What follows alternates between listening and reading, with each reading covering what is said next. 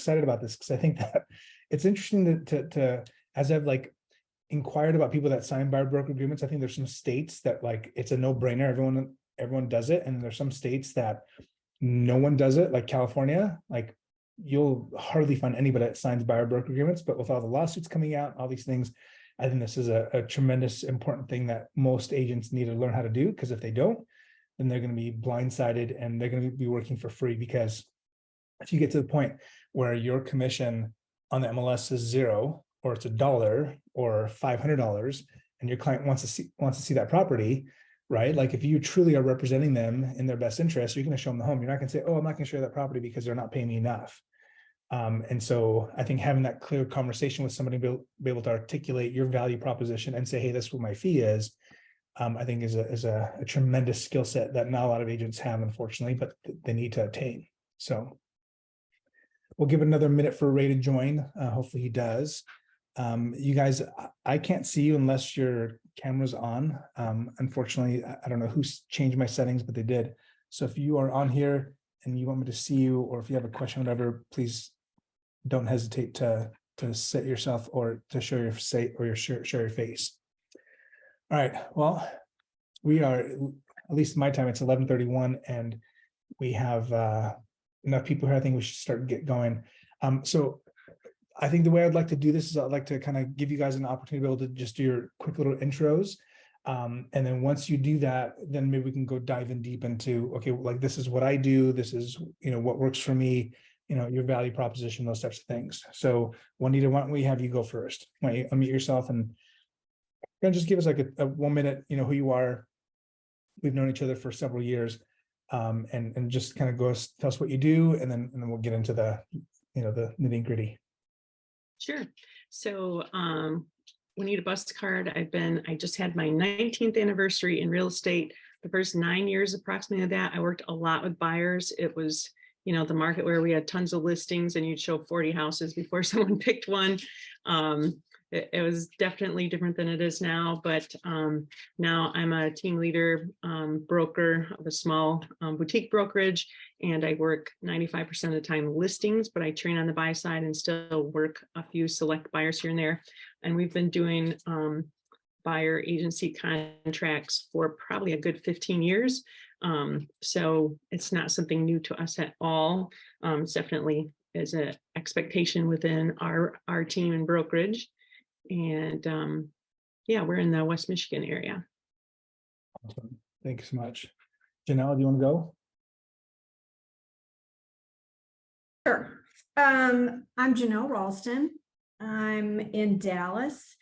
I started in real estate in 2007 with my business partner, Judy Parsons, on the investing side, and we flipped houses for several years.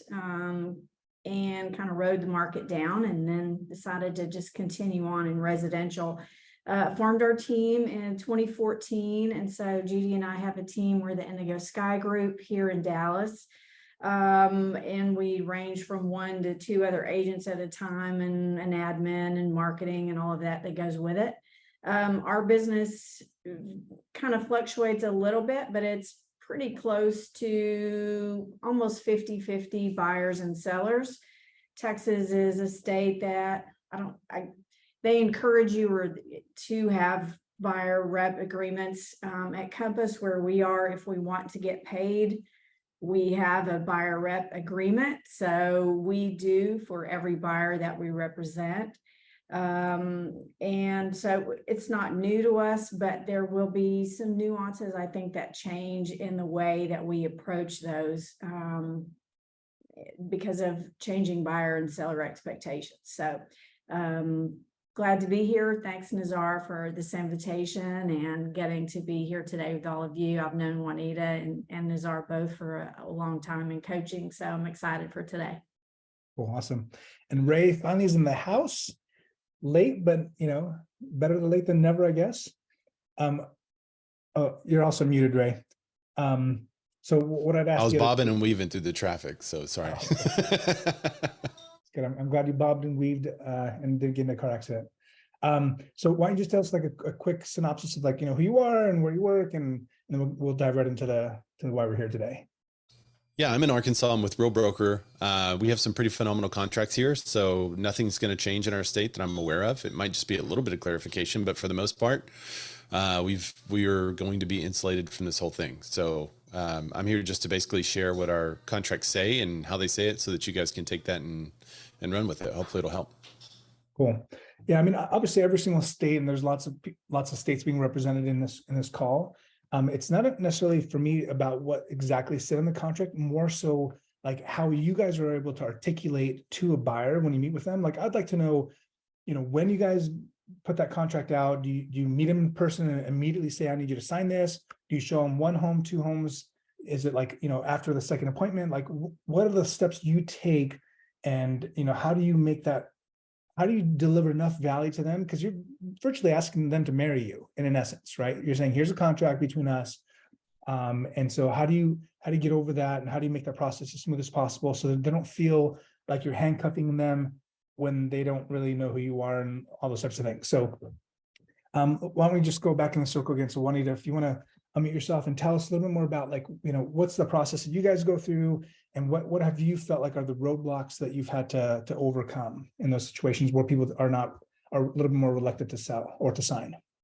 Yeah, absolutely. So there's two different scenarios that typically come up. One is where we're contacted by a buyer who's been referred to us, or a lead that comes in offline, or that kind of thing. And typically the first thing we do try to do is set an appointment to share with them what to expect from the process of buying. And so we use, Phil Jones style, we use questions in our conversations with them to help them understand that they don't know everything that they know. And once we get them to that point where they realize, yes, I do need some help, we offer them a buyer consultation. So we might say something like, would it be helpful if we sat down, I bought you coffee, I shared with you what to expect on the buying process, what the market's like right now, and the different tools that we've been using in our tool belt to help buyers to win in this very competitive market. Our area is still very competitive. We're not having 24 to 40 offers on each house like we were, but we're still sometimes having 3 to 10. So buyers do need the help to navigate that market if they want to get a house, quite literally. So that is our first, scenario that we see a lot. And most of the time we can get them to sit down. Sometimes we have to nurture them a little longer and wait till there's a house that they want to see. If we get a Zillow lead or something like that where they want to see a home, I have what I call the one house rule. I'll go and show them a house, but my goal in that appointment is not just to show them the house, but again, to go through that process of asking them questions that helps them to come to the realization that they do need our help. And then we offer to take them, again, sit down for coffee. We go through, we have a really good flow chart that shows them what to expect. And the first two things on the flow chart are choose your agent, choose your lender. And we share, once we go through that, we've had agent or buyers who say they had, quote, worked with an agent for 9 months and they never understood the process. They never understood what it meant to have somebody in their corner. They never knew all the steps and even how long the process was. And quite often, just by us going through and taking that time to educate them, 95% of the time does sign up with us right then and there, because they realize what they didn't know, and they realize they do want us in their corner and they don't want to go it on their own. And quite often they've been trying to go it on their own and they're failing. They're not getting the house. And so that's how we've done it. And like I said, if they don't sign us up with us right then and there, we don't necessarily keep showing them houses. We'll keep nurturing them. But we explain to them the difference between a client and a customer. And a customer is just someone interested in buying a home.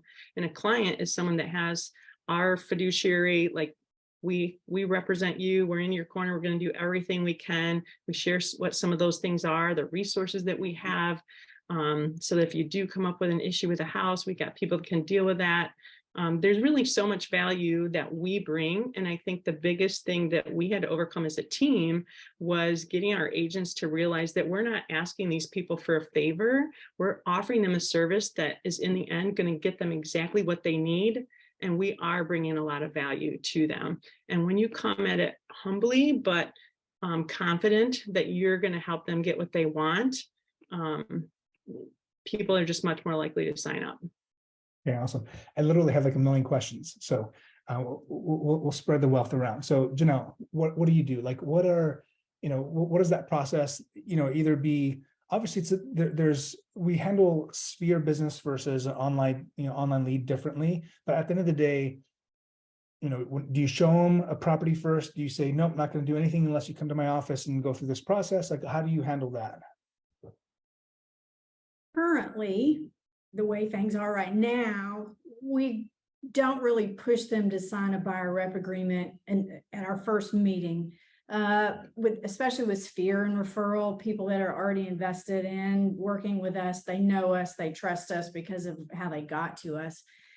We kind of have a similar rule or a goal like Juanita does with online leads of, it's a one freebie thing. We're going to go meet with you, show you a house, maybe two if they're close together, and try and have a conversation then to help you understand all the things you don't know, or if you're new to buying a house or new to the market, whatever that looks like.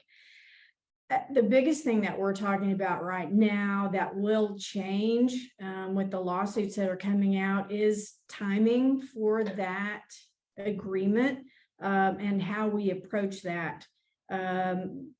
Because of the language that's going to be involved there. Right now, it's really easy to get. We've never had a buyer refuse to sign a buyer rep agreement or say, no, I don't want to do that. I just want you to show me houses. Because of the language that's involved, 100% of the time we're going to the seller to pay our commission. And yes, if there's an instance where, the seller's only paying 1% to the buyer agent, which is rare, we just let them know, hey, we're going to let you know when that happens. You can decide if you want to go see the house or not, and here's how that works. That's going to change because now the language for that buyer rep agreement is not, we're going to go to the seller to get paid and you have to decide or make up the difference if that changes.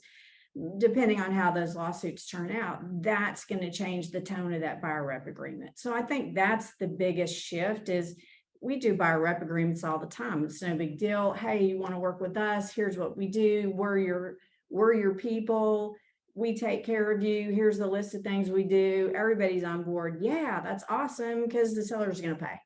So now I think that will change a little bit and it will be more important to really talk about the things that you do for them. Maybe they might have heard about it. They might have thought about it. Maybe they haven't even imagined all the things that we actually do for them. And how do you go about explaining that in such a way that the buyer is going to go, yeah, I'm signing that, I'll pay you. That's a different conversation. So we're very adept at buyer rep agreements. I think it will change the tone and the timing a lot. Okay, very good. Ray? You're muted again, bud. We have a couple of different ways to do it. The first way is just with a general, we have this little disclosure document that I think is a nationwide thing. That disclosure document says basically who we represent, that we don't or do represent you. So we do tell them kind of at the first touch, especially whenever we meet in person, we give them this little pamphlet. Then what we want to do, our goal is to schedule a consultation. So we might go on one appointment, but that's it. We don't show any other houses or anything until they sign up with us. So we go to the buyer consult and we treat it just like a listing consult. We take them through what we offer. And then at the end, they hire us. And if they don't sign the document, we don't work with them.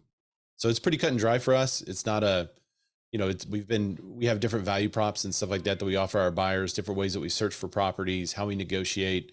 I think everybody's going to kind of have to go through their presentation to a buyer to figure out exactly what their unique selling proposition might be. A big part of what we do is just education on the process, because I think that's one of our differentiators, that we have a pretty smooth process. And so we take them through, like, here's the process of buying a home. Here's what you can anticipate. We bulletproof the transaction by letting them know that their inspector is going to make them feel like they're buying a pile of rubble, and that's okay. So we take them through all those expectations. We also tell them that, and I ran my own personal numbers to find this out, so you will have to too, but 82% of our buyers buy one of the first properties we show them. So they buy one of the first 5 homes, and that's usually on the first outing. And so we give them permission to write offers early. And just yesterday, we had an appointment. They wanted to see a house. We said, great. We set the house appointment, I think, for 4:15. We set a buyer's consult for 3 o'clock. We took them through the whole consult. At the end, they were excited to work with us. They went out with my buyer agent. She wrote the offer last night. We got it accepted. So that's but they signed up with this, they did the whole 9 yards right there at the appointment. So, and ours is, our buyer contract says that they owe us, they're obligated to pay us a certain percentage, but then it gives us a permission to accept partial or complete payment of that from someone else, but it doesn't change their obligation. I think that's the key part of the buyer agreement. On the listing side of the agreement, it's kind of written differently, where the listing agent collects all the commission and then they get to figure out what to do with it. So it's never in our listing agreement that the seller is paying the buyer agent anything. So that's one of the things that we have done to kind of avoid this whole fiasco, I believe. Okay. So a couple of questions, and you guys, if anyone here has some questions, please post them in the chat and I'll ask it. My question is, if you're dealing with someone that is not a first-time home buyer, right, is a very knowledgeable buyer, is buying another property, is not someone that you know, so it's not in your sphere, how are you showing value to the prospective buyer, instead of that buyer saying, I don't need you, you're just a door opener, I'm not going to sign anything with you, I'm going to go directly to the listing agent, or I'm going to figure out a way to see that property on my own, or just call someone from Zillow, see the home, and then go directly to the listing agent? Who wants to take that? Are you asking me, or are you going around? Any one of you three. Oh, well, I'll go ahead and answer real quick. We even make our investors sign exclusive agreements with us. So we have a lot of investors, probably about 40%. For a while there was like 60%, but some regular clients have come back. But we make our investors sign exclusive agreements with us as well. So in an exclusive agreement, they can only use us, can't use anyone else. And they've promised to do that. And in order to get them to sign that, especially investors, we have to have a unique selling proposition that they're excited to sign up for. And we have to show them how we're going to go above and beyond for them. And we have to show them that our exclusive clients get the best options. But on the regular residential side, if somebody buys a house every now and then we still go through the entire buyer consult. So if they don't want to go through the buyer consult and they don't want to sign a document, we don't work with them. And, there've been some occasions where someone says, well, I don't want to sign up with anyone. And I just basically say, okay, well, if you want to take that risk, that's fine. And they're like, what risk? Well, why don't we meet and I can talk to you about it? And so then we meet in person, go through our value prop. And at the end of that, it's like a no-brainer, because I don't charge a cancellation. If somebody wants to cancel with me, they're out. I don't want to waste my time worrying about taking them to court because they don't want to pay a cancellation. So if I'm not going to take them to court to get money, then I'm not going to put it in the contract. So I don't have a cancellation fee. There's no extra fees or anything like that I charge them. And so because of that, it makes it very easy for them to sign up for us, because I assure them that, hey, tomorrow, if you hate my guts or find somebody better, then you just text me or email me, let me know it's canceled and it's done. And it's really easy to get them sign a piece of paper like that. Have you had a situation where someone has said, okay, cool, and then they find something that you may have shown them and like, oh, hey, I want to cancel my agreement, and then went behind your back and buy that property? No. There's something in our, I explain the contracts to them as I go through. Of course, as real estate agents, I'm not an attorney, so I recommend they get an attorney. But our contracts have been drafted by a great attorney. And so I take them through the documents, and one of them is a expired listing condition. And basically what that means is I tell them as I'm taking them through that, like, this is the stab me in the back protection. And they're like, what? I was like, this is stab me in the back protection. You can't go to a seller and say, hey, you fire your agent, I'll fire my agent, we can get a better deal. And then I say, well, you can do that. You just have to wait 90 days. And they usually laugh like, haha, I'll never do that. And then I've never had anybody do that. But we have a 90-day clause in there. So theoretically, someone could fire us and then 90 days later go and find that house and close on it. It's such a small likelihood. And if someone does that, good riddance. There's so many more clients. Mm-hmm. Juanita, Janelle? Yeah, I'll chime in. There's always going to be a few people who aren't going to want to, no matter how much value you bring, they're not going to want to sign up. And like Ray said, then we don't waste our time with them, let it roll off your back. But I love third-party stories. My husband is my buyer's agent. He just helped a doctor from our office or from our church who had a budget that was 3 times our average price point, said in 15 years, they'd never used an agent. My husband just went above and beyond for them. And they bought a house, VRBO on Lake Michigan, which out here is like being on the ocean when you're in Michigan. it had a $15,000 repair that it needed on the foundation and another $8,000 repair. Buyer was perfectly willing to pay all those, just wrap it up. The thing was going to cash flow. My husband said, give me a minute, let me see what I can do. Got the seller to pay all 22,000 of that, plus update the VRBO license in the neighborhood. And they said, you know what, Todd, no one's ever really brought us enough value for us to feel like we need an agent, and you just did it. And we have 3 doctor friends we're sending your way because they all want that same thing. So when you have that reputation that you really bring the value, and even if you don't, they don't know you, if you can say, I understand you might be really good at doing this on your own. Here's what someone else found. I'd love to be able to do that for you. And just have that attitude that you bring the value, and if they choose not to use it, that's okay. First of all, I love that story. It gave me tingles. Like, I love when we're able It to was do literally it. like last month. It's awesome. Yeah, that's freaking amazing. All right, cool. So someone asked a question, like, do you get them, like, because in California, there's a specific section that says what's the total commission, and it says from that, how much are you paying to the buyer side, which I think will eventually go away. You don't leave that blank. Like, you have to fill that out. As of right now, when the laws change, you have to stick with the contracts you currently have with your own state.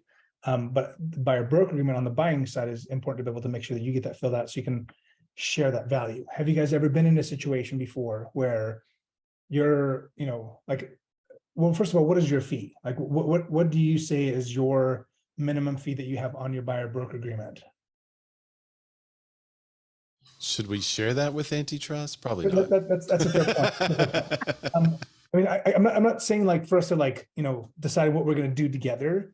I'm just saying, I guess whatever that fee is, let's call it blah blah percent. If the buyer or the seller is not offering that for you, are you then going back to the buyer and saying, hey, my fee was X and they offered less than that, I need you to make up the difference? Have you guys had that experience before, or that situation? Or do you guys just say, I'm just going to eat the cost? We haven't seen that a lot. We've seen it just a little bit recently, where there's about a 0.5% less than what is acceptable to us. We'll use that phraseology, and it's typically on much higher priced homes. And so we might come up with some kind of a tier system for that as well. I think we're all going to have to change what we've been doing. Back when there was a lot of foreclosures here, there were times when we saw that more. And I think our plan is going to be to have our minimum and to just have that conversation. Like, I don't know if it was Janelle or Ray said earlier, here's what I charge. I most of the time can get the seller to contribute this, but if not, here's what the fee would be to you. And I'm kind of really kind of anxious to see how this is all going to play out. We're in a very conservative area here, but I can see buyers who are now pinched with the rates and the prices and everything, starting to just ask for a seller concession for that amount. Okay, you didn't offer it out, but if I'm going to buy your house, I need X% seller concession. So I'm anxious to see how that's going to work, but our buyer agency contract is going to have a minimum. Okay. Right now, and we do the same with where our rate is, and we're seeing a lot more, or I would say it's becoming more prevalent to see that fee drop on what's offered to the buyer agent, unless it's unreasonably huge. For the most part, right now, we eat that difference. We have not gone back to our buyers and said, hey, we need this extra 0.5% from you. Like Juanita said, a lot of times that's on larger listings and higher priced homes, and it kind of gets to be to the point where it's just part of real estate at the moment. If that changes, which it probably will with the lawsuits that are out there, to where, there is no buyer agent commission on the listing agreement, it's just optional all the way around. A seller can offer that as, part of their, in a buyer's market, the seller is probably going to go, hey, I'll help, I'll give you $10,000 to help pay for your agent. But we haven't been in a buyer's market in quite a while. So that's going to take some maneuvering in the market to get to that point. But I agree with Juanita at the same time, as a buyer, maybe I'm making a really good offer, with the understanding that the seller's willing to give me a concession to help me pay for my agent. I think there's a lot more negotiations that are going to be involved in those kind of contracts. It's going to create some nuances that we haven't had before, kind of muddy the water a little bit, and just, you have a whole lot more options to get to the point where you've got an agreed upon contract now, because there's a lot more pieces in play, whereas before it's just kind of laid out in black and white. 100%. Ray, did you have anything? Yeah, I mean, we number one, I may be in the minority, but I don't think buyer agencies going away. I don't think that the compensation from the listing side is going away. I think the clarification is going to be the most important. And the reason why it's not going to go away, because it would disenfranchise millions of people that can't afford representation. And that needs to probably be the drum that everybody's beating, to say, look, the rich listing people get the real estate agent who's a professional negotiator, and they're going to be negotiating and get somebody that is getting, ADDI or ADFA funds in order to purchase their first home finally and can't afford any kind of representation on their own. That doesn't sound fair. So I don't think that this is going to go away. I think it's going to be clarified in that how the listing agent receives the commission, and then what they do with that commission once they receive it, if they're going to split it or not split it. And for instance, our listings, if I sell my listing, there's no change in the compensation. I don't discount, because then if I'm discounting, then that proves all the lawsuits true, that if there wasn't another agent on the other side, it would have been cheaper for the seller. So there's no discount for me having to deal with multiple for more people. If anything, I should charge more. I don't, but I should. So I don't think it's going to go away. However, I do think there's going to be a lot more negotiating. I think there's going to be a lot of agents in every market that don't fully understand what's happening and just say, all right, we're going to offer $1 on the buyer side because we don't have to do this anymore. And they're going to misunderstand the way that's going to affect the market, the way that's going to affect them and their client. Whenever a client asks me if my commission is negotiable, I let them know that they're more than welcome to pay more. But in this market, I don't think they should offer a bonus on the buyer side, because I don't think they have to. But I never say that I'm going to take less, because if I take less, then it starts to come out of their pocket, not mine. It starts to come out of the marketing. It starts to come out of these budgets that we use to actually sell their property. But in this market, I don't think they should offer a huge bonus for a buying agent, but they're more than welcome to. So I think what's going to happen is you're going to have some people that try these little flat fee, like, hey, we're going to list for $1. And then you're going to have professional agents that say, hey, I have a client interested in your property. They refuse to accept $1 to pay their agent. Here's the fee that they've agreed upon, and they want that rolled into the purchase of the home. And the seller's probably going to say, okay, we'll pay that depending on what the offer is. Fine. And then we put in the offer. And if they say, well, this offer is too low, okay, negotiate the offer, send us a counter. But I think that's what's going to happen, is it's going to lead to more negotiation. I don't think it's going to make properties less expensive. I think it's going to increase the closing costs on the buyer side. Right now, in a buyer's market, I mean, buyers are getting all of their fees paid for on the lender side, and we don't ever have a problem about the seller paying the lender fees. It's going to be the same thing, just with representation of an agent for them. Yeah, I think it's interesting. Again, like, you guys are, in more extremely high competitive markets like California and probably New York or whatever it is, where the dollar amounts are higher and there's just more competition. I bet you that, or in those areas, there is a lot more where the buyer's like, wait a minute, so now I'm responsible to pay X amount towards your fee? Like, are you really worth $30,000 or whatever that dollar amount is?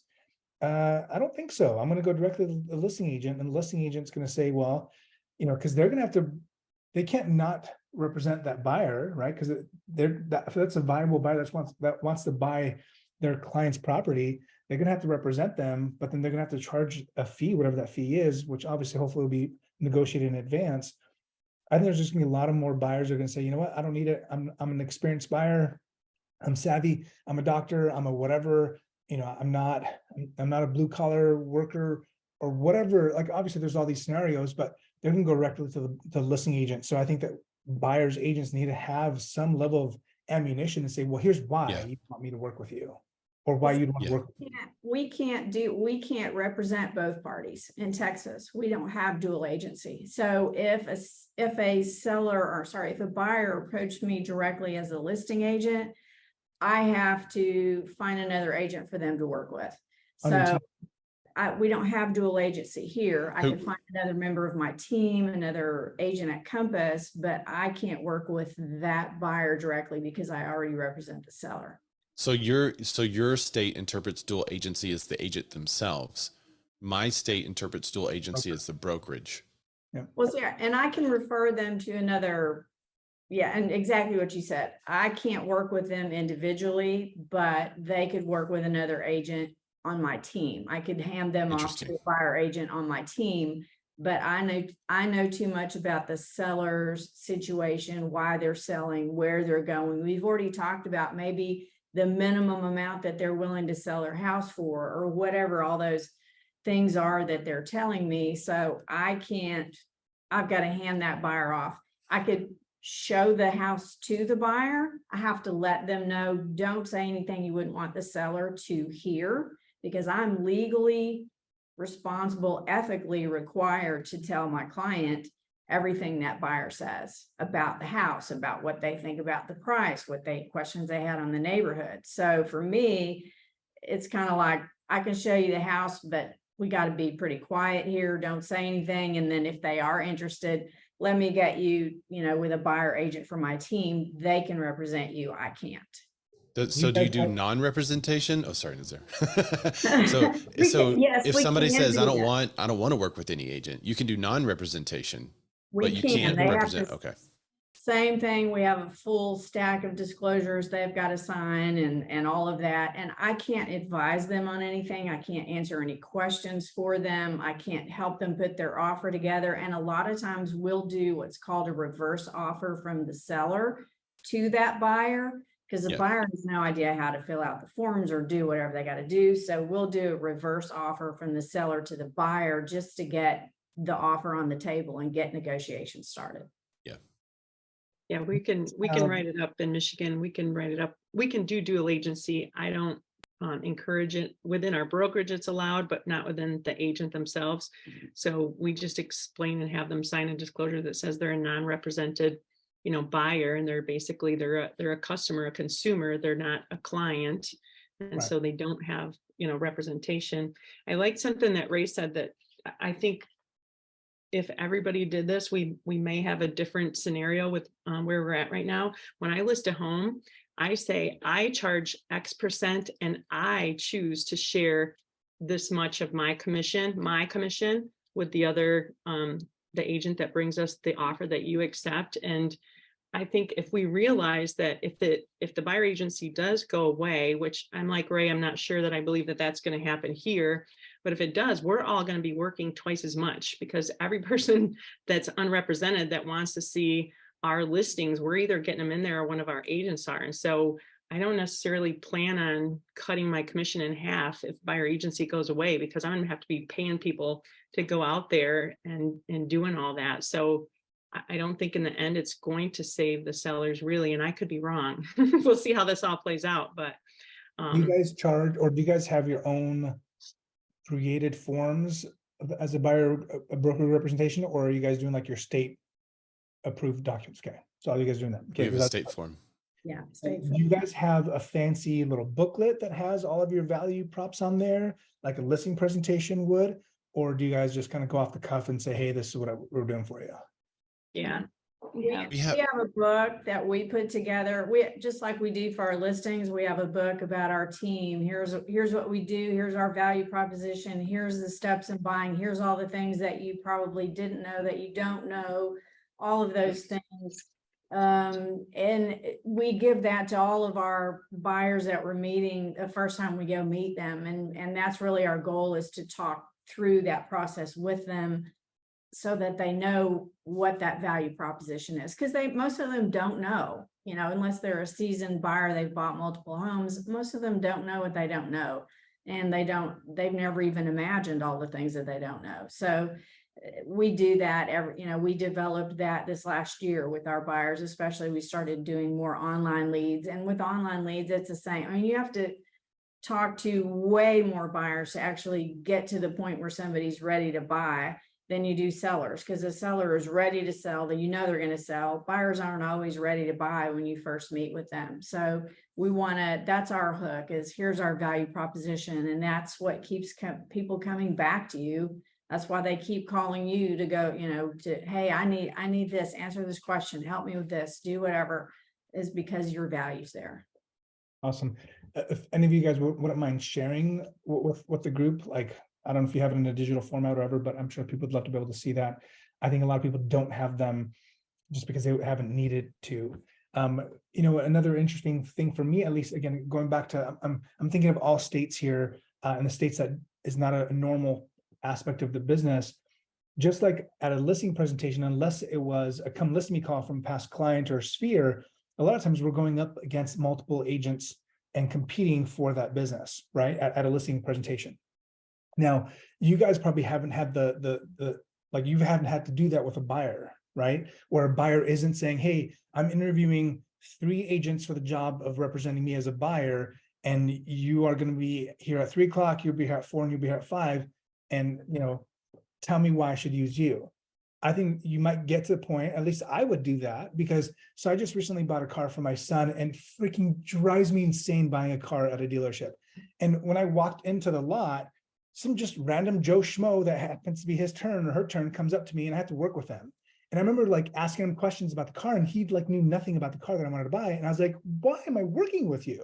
And it was like a horrible experience. And so I left, and the next dealership I went to, I just called the sales manager, or I requested to speak to the sales manager. And I said, this is what I want. This is what I'm looking for. And just gave them all my specs, what I'm willing to pay for the car. And they got me to a sales rep that knew exactly what I wanted, knew everything about the car. And that was a lot easier of a transaction. So we might get there, right? We might get to where you are now going, just like a listing presentation, you're going to go to a buyer presentation where you're being interviewed for the job of representing them in the purchase, especially if they have to actually dole out the cash to be able to have you represent them. So how would you handle that? How would you handle, you know, how would you prepare yourself differently going to an appointment where you know you're one of 3 other or 2 other agents competing for the job of representing them as a buyer? We do treat it almost like a listing appointment, and we're Dave Ramsey ELP agents. So even on the buy side, sometimes they are sitting down with 3 different agents, that they're assigned to 3 agents. And so we have competed on that side. So we do, I'll see if I can put it up in there, but we have a packet that's a lot like our seller packet, that we have a whole printed, you know, nice quality brochure. The first part of our brochures always starts with what's important to them. So that I teach my agents, don't start telling them anything about you until you know what's important to them. Because if you're not catering that consultation to their needs, you haven't really met their needs. But once you know what they don't know and what they need and what's important to them, then everything that we train, you can tweak your verbiage to hit that. We've got the flow chart in there. I'll see if I can put these up. I'm not a super techie person for you guys. But sometimes I think you and we know so much about this stuff that we think it's just like, even me, I joke that I could fall asleep because I'm so sick of going through these stupid packets and consultations, but it's not, they don't know all this stuff. Like, it's so elementary to us, but it really is valuable to them. And I think when you sit down with a buyer and you show them that they are valuable to you, that you want to know what's important to them, and that you have a full laid out plan with printed materials. I've gone back where they've decided not to do anything, and 3 years later they call me and they pull out the packet and they say, I kept this because this just seemed like it was important. And so I think it really shows buyers that they are important to us, and then they do want to work with us. And like I said, we've had people who are like, I've been working with someone else for 9 months. I didn't know what the heck I was doing. And then a week later, we have them pending in a contract. And the difference was taking that time to educate them. I just want to say something real quick about buyers never let you know that they're shopping other agents, but they always are. So instead of a seller calling you and saying, hey, let's sit down, you know, we're interviewing agents, you just have to assume buyers are shopping agents. You might not think of it that way, but they are. Yeah. What's also interesting about that is that, again, in the states that I'm used to, they do that behind your back, like you said, and you might get that call and you're like, oh, hey, just want to let you know, we found a property, we're in escrow. Thank you so much for your help. And you're like, what? And so Yeah. it's a very frustrating conversation to have. So I'm excited actually for getting buyers to or agents to sign buyer broker agreements in states that is not a normal common thing. Ray, what do you think? If you're going to an appointment and you knew you're one of, 2 other agents vying for the job of representing them to sell their home or to help them buy a property, how would you show up differently?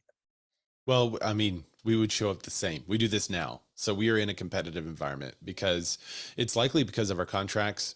We have 2 different documents that an agent can use. One is a non-exclusive agreement, which is just like them saying, hey, you can work with any agent in the marketplace. It doesn't matter. Whatever I show you, I want to get credit for, and I'm going to take whatever the seller gives me. That's what the non-exclusive agreement does.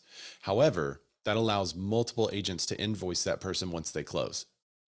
So what the buyer sees is, oh, I can work with all these agents at the same time.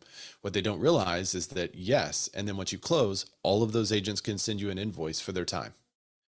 So we use an exclusive agreement, and the exclusive agreement means they have to use us. There's no one else, and they are also obligated to pay our fee. And because of that, and because we're exclusive, there's almost always another person that's in the mix. The one that we met with yesterday, they said at the meeting, yeah, we're interviewing several agents. They signed up with us and bought a house the same day. So we just kind of ignore that they're interviewing other agents. We go through our process, and it's so thorough that by the end of it, we ask them, well, the next step is to hire us. Does this all sound great to you? And they're like, yeah, it sounds great. Well, the next step is to hire us. Here's that agreement. We go through the agreement that we've already told them is coming. They sign up and it's over. So I think the difference in buyers and sellers is that sellers will have a buyer, or sellers will have an agent come to their home, and they have appointments to come to their home. Buyers have appointment with agents either by the buyer going to the office or by the buyer going to the coffee shop. We work a ton of coffee shops. And so I think it's easier for that buyer to cancel those appointments than it is for a listing agent or a seller to cancel appointments for a listing agent. So whenever we're working with buyers, we know they're interviewing multiples. They almost always tell us they're interviewing multiples. I give them a sheet of paper that is a list of questions that they should ask real estate agents, and I basically interview myself in front of them. Then we interview them, and we ask them about everything they're looking for, their criteria. I tell them that anyone in the market can show them bedrooms, bathrooms, square footage. So that's the least important thing they can tell me. I want to know how they want to live in their home. And we ask them questions like, tell me about the home that you're currently living in. What do you love most about it? We go through all the way, like, what's your dream home look like? If you were to close your eyes and see your dream home, what is it? And they're like, well, our next home is not our dream home. Well, we know, but sometimes there's an element of your dream home in the next house, and it's fun for us to find it. So let's just play. But that it gets them to open up to us. By the end of it, they've been talking most of the way through it. And then we have a brief, like 15-minute thing where we say, okay, so here's what happens once you go under contract. But it's very conversational. It's very, us asking them questions and them telling us and us saying, yes, we could do that for you, or them telling us something that's a totally unrealistic expectation, and we have to clarify that for them. So it's by the end of the deal, like 99% of the people just sign up with us. It's very, very rare that someone says, I don't want to sign up with you. And I think that's because if they are interviewing multiple agents, they've never seen anything like we just showed them. They've never seen anyone talk about our approach to off-market properties or talk about our approach to negotiations, because I've spent 17 years coming up with a unique value proposition, and I know what's out there. So if you know what the other agents in the marketplace are doing, then just spend some time thinking, okay, what makes me unique in every aspect of the process, from showing houses to finding off-market properties to negotiating contracts. Sorry, I got a kiddo losing their mind. To every step of the process, just go through each one of those steps and figure out what can you uniquely do that no one else in your marketplace can do that could be of value for that client, and then put that in your presentation. The trick is you have to perform. So once you go under contract with them, you got to pull that off. And so don't make promises you can't keep in it, but that's the way we developed our presentation, and we have very good luck closing it. That's awesome. I think it's interesting in a marketplace where it's common for buyers to sign buyer broker agreements, where then it's just, you explain your value proposition. I think in markets currently where buyer broker agreements are not normal, or if I come up to you and I say, hey, I want you to show me this house, you're like, oh, well, first, let me tell you about all these things. And by the way, I need you to sign a commitment that you can work with me. And if you find a home that you're going to pay me if the buyer or the seller doesn't offer that compensation to me. And they're like, okay, thank you. I'll call you back. And they'll just go to some other schmuck that will just show them the property without signing anything. I think it's gonna be harder for those people to like get them to sign broker agreements, but it's coming, right? So it's better to be able to practice now, get in the habit of it, knowing how it is, so that when everybody and their mom has to do it, then you're gonna be a lot more better prepared than you would otherwise. Does anybody have any last questions, or do you guys have any other last statements or I have one last question. Yeah. Oh my gosh, Echo, sorry. How easy is it for the buyer? Like, let's say that you're not performing or they don't feel like you're performing on your end. How easy is it for them to cancel that contract? And how many times have you guys been fired, if at all? I make it super easy. I tell them I want a text or an email and it's canceled. There's no cancellation fee. It's canceled at that minute that they send it to me. So I want them out easy. And that also kind of holds us to a certain standard of trying to be a performer every day for them, because if we know that they can get out so quickly, and there is expense that we have on the buyer side. There's gas, we do marketing, we do door knocking. So we do have expenses on the buyer side, but we usually having a buyer helps us turn a couple of listings too. So it's okay if they get out and we've been working with them for a while. It's very rare that someone cancels with us, because where are they going to go? Like there's no one else in the marketplace that even touches our level of service. So it would really take something special for them to leave us. I did have a situation in which someone's aunt was mad because they weren't using her, and they were getting a lot of flack from the whole family for using us, and they had found a home they loved. So we just agreed to pay the aunt a referral fee, and they said, yeah, we'll just do that. And it was a little bit higher than average referral fee. Usually we do 25. I think we did 35 to her because they wanted to make her happy, and she took it, and everyone was happy after that. So, but we really haven't had that many people cancel. Usually if you come to that, you want to, sorry, go ahead, Janelle. Sorry. I was just going to say, we do the same. If anybody wants to cancel their buyer rep agreement with us, we just ask them to send us something in writing and to say, hey, we're done. It's over. Whatever the direction is, it's not right for them and it's not right for us. And we're not a fit for whatever they have in mind. It's happened rarely. Most of the time for us, it happens because the buyer decides to step away from the market for a while. Hey, we're out. We're not buying now. We've decided to wait. We're going to stay in our current home for the next year or two. We'll get back in touch with you. And whether that's true or not, it just isn't the right fit. And next, we've got to find the right people that want to work with us that are a fit for our team as well. As the broker, I usually try to have a conversation myself with the people if it's one of my agents, and sometimes I'm able to switch them over to a different agent that maybe is a better personality fit for them. For us, most of the time, if someone wants to leave, we usually wanted them to leave before they wanted to leave, if you know what I'm saying. And so you're like, that sounds like a good idea, but it's pretty rare. Like Ray said, if you're really doing your due diligence, it's not that common.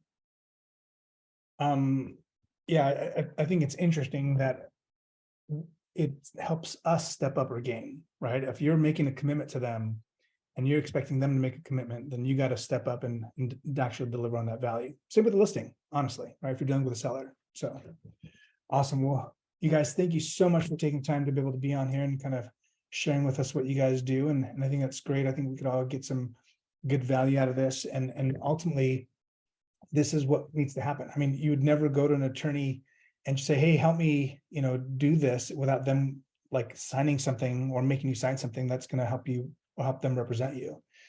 So it is what it is. So I'm glad it's coming down the pike for everybody.